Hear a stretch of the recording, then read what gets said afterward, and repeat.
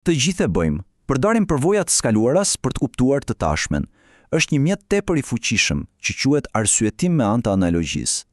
Ndonjëherë, kjo mënyrë të menduari mund të lindë ide geniale, por herë të tjera mund të na çojë drejt një gabimi katastrofik.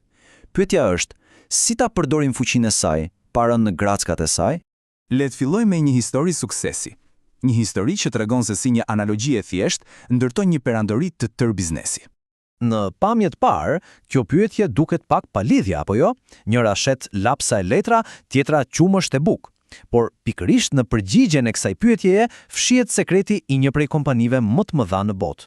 Ja ku njehemi me protagonistin ton, Thomas Stenberg. Pas diplomimit në Harvard, ai kaloi vite të tëra në industrinë e supermarketeve.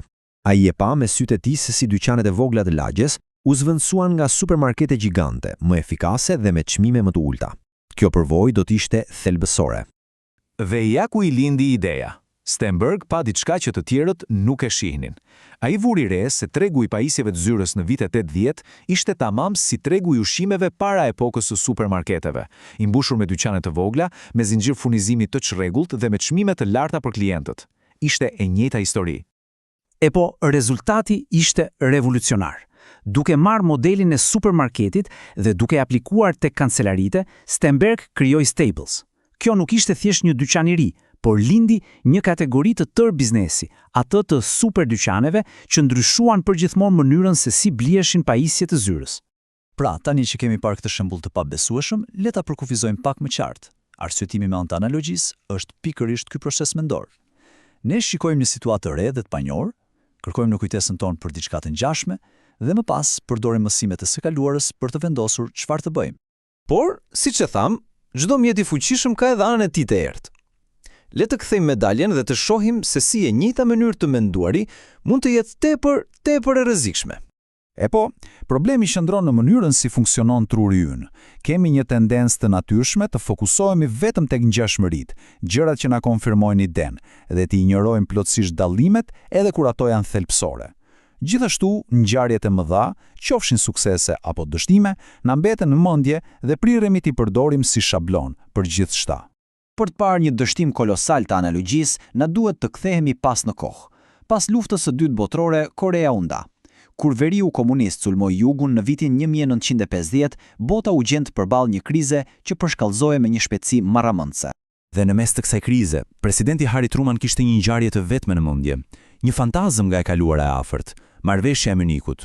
Aty, fuqitë perëndimore kishin provuar të qetësonin Hitlerin dhe kishin dështuar në mënyrë spektakolare.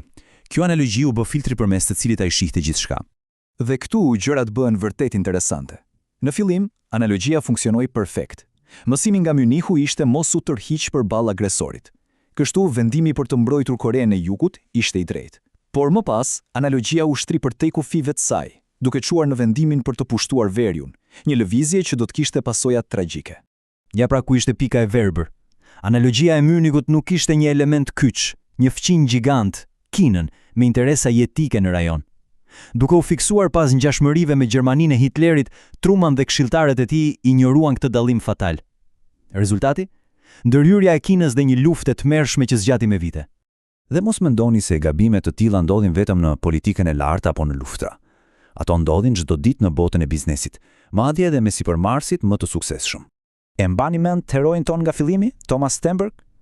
Pas suksesit të jashtëzakonshëm me Staples, ai dhe partneri i tij u përpoqën të përsërisnin formulën magjike. Ata pyetën veten, cili treg tjetër është i fragmentuar dhe jo efikas siç ishin kancelarit? Dhe përgjigja që gjetën ishte pastrimet kimike.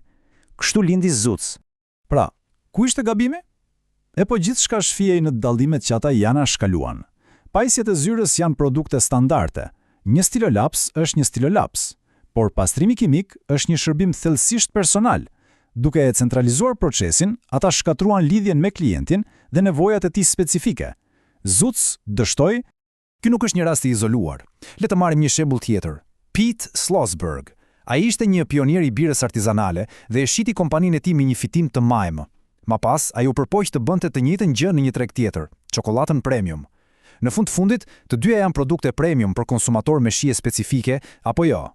Sërish, e njëjta histori. Djalli fshihej në detajet që u injorohen. Klientela ishte krejtësisht e ndryshme. Dhe ndoshta më e rëndësishmja, prodhimi ishte shumë më kompleks. Ndërsa prodhimin e birrës mund ta kontraktojë lehtë, prodhimi i çokoladës cilësore kërkonte një ekspertizë dhe një kontroll që modeli i tij biznesit nuk e përballonte dot. Kjo thënie e famshme na çon në një nivel tjetër rreziku, kur një zgjidhje bëhet aq e fuqishme sa fillon të kërkojë probleme për t'u zgjidhur. Kur je aq i suksesshëm me një model, fillon të mendosh se ai funksionon për gjithçka. Dhe shembulli më famkeq për këtë, Enron. Historia e Enron është një shembull perfekt i kësaj arrogance. Ata kishin një formulë magjike për tregtimin e gazit natyror. Më pas, ata e kthyen këtë formulë në një shablon dhe i detyruan menaxherët e tyre të gjenin tregje të reja ku ta aplikorin, duke u fokusuar vetëm në ngjashmëri dhe duke injoruar sistematikisht çdo dallim. Kjo i çoi në tregje absurde, si ai i internetit, me rezultate katastrofike. Mirë, pasi pam gjithë këto histori dështimesh, pyetja e natyrshme është: si mund të mbrohemi? Si mund ta përdorim fuqinë e analogjisë pa u bërë viktima të saj? Për fat të mirë, ka një metodë. Dy studiues, Neostat dhe May, propozuan një kornizë mendore tepër të thjeshtë, por jashtëzakonisht të fuqishme. Hapi parë, merr një letër dhe shkruaj në 2 kolona të gjitha ngjashmëritë dhe dallimet. Hapi dytë, për secilin pikë, pyet veten: a e di këtë me siguri apo thjesht po e supozoj? Dhe kur e aplikojmë këtë metodë tek rasti i Kores, efekti është i menjëhershëm.